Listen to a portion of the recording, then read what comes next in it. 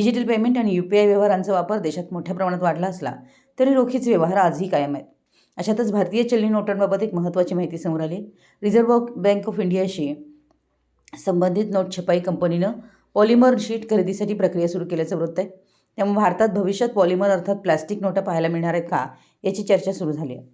मात्र polymer sheet खरेदीची प्रक्रिया सुरू झाली असून सध्याच्या 10, 20, 100, 200 आणि 500 रुपयांच्या नोटा तातडीनं बदलल्या जाणार असा त्याचा अर्थ होत नाही.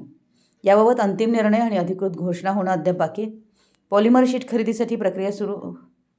मिळालेल्या माहितीनुसार भारतीय रिझर्व्ह बँक नोट मुद्रण प्रायव्हेट लिमिटेड चलनी नोटांसाठी वापरल्या जाणाऱ्या पॉलिमर सबस्ट्रेट संदर्भात प्रक्रिया सुरू केली आहे. यासाठी जगभरातील पात्र कंपन्यांकडून एक्सप्रेशन ऑफ इंटरेस्ट मागवण्यात आल्याचं सांगितलं जातं. पॉलिमर सबस्ट्रेटचा वापर कागदाऐवजी अधिक टिकाऊ चलनी नोटा तयार करण्यासाठी केला जातो. त्यामुळे या प्रक्रियेकडे भारतातील पॉलिमर नोटांच्या संभाव्य वापराच्या दृष्टीनं पाहिलं जातं. भारतीय रिझर्व्ह बँक नोट मुद्रण प्रायव्हेट लिमिटेड ही RBIची पूर्ण मालकीची असलेली उपकंपनी असून देशातील चलनी नोटांच्या छपाईमध्ये तिची महत्त्वाची भूमिका आहे. पॉलिमर सबस्ट्रेटसाठी प्रक्रिया सुरू झाल्यामुळं भारतात अशा नोटांच्या वापरांच्या शक्यतावर पुन्हा चर्चा सुरू झाली आहे. मात्र कोणत्या मूल्याच्या नोटांसाठी पॉलिमरचा वापर केला जाईल किंवा तो केव्हा सुरू होईल यावर अधिकृत स्पष्टता आवश्यक आहे. प्लॅस्टिक किंवा पॉलिमर नोटा म्हणजे काय? सामान्य चलनी नोटा प्रामुख्याने विशेष प्रकारच्या कागदी किंवा कापूस आधारित सामग्रीपासून तयार केल्या जातात. पॉलिमर नोटा मात्र विशेष प्रकारच्या सिंथेटिक मटेरियलपासून तयार केल्या जातात. सामान्य भाषेत त्यांना प्लास्टिकच्या नोटा म्हटलं जातं. जगातील काही देशांमध्ये पॉलिमर नोटांचा वापर केला जातो.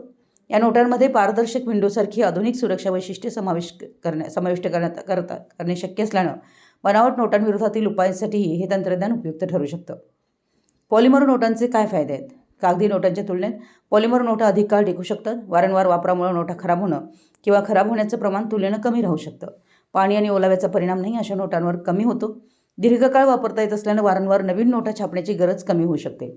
मात्र त्यांचा उत्पादन खर्च, पुनर्वापर आणि पर्यावरणीय परिणाम यासारख्या बाबींचाही विचार करावा लागतो. तुमच्याकडील जुन्या नोटांचं काय होणार? सध्या नागरिकांनी घाबरण्याचं कोणतंही कारण नाही. पॉलिमर नोटा संदर्भातील प्रक्रिया म्हणजे सध्याच्या नोटा लगेच चलनातून बाद होणार किंवा बदलून घ्याव्या लागणार असं नाही. पॉलिमर नोटा आणण्याचा अंतिम निर्णय झाल्यास RBIकडून त्याबाबत अधिकृत घोषणा केली जाईल. कोणत्या मूल्याच्या नोटा पॉलिमरमध्ये छापल्या जातील, त्या कधी बाजारात येतील आणि सध्याच्या नोटांचं काय होईल याची माहिती त्यानंतरच स्पष्ट होईल. मुंबई प्रतिनिधी, मराठी, YES न्यूज.